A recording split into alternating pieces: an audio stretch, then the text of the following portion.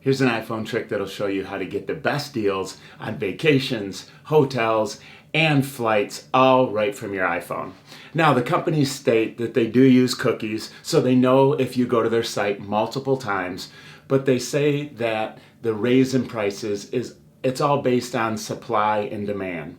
While I'll believe them, I will also say that how many companies have we seen that have used our data and claimed they didn't and later found out that yes, they were in fact using our data.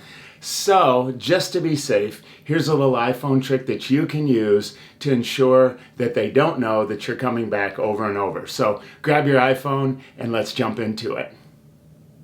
So before you start your search online for those vacations, hotels, flights, we're going to go and use what's called incognito or a private browser, and it can be done from Safari, Google, Firefox, Chrome.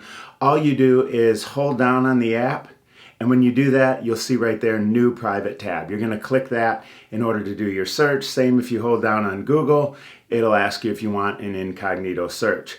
And what you're going to do is use that while you're searching, and also just make sure that you're comparing different companies against each other. Just don't go with the first one that you find. Do a little bit of research.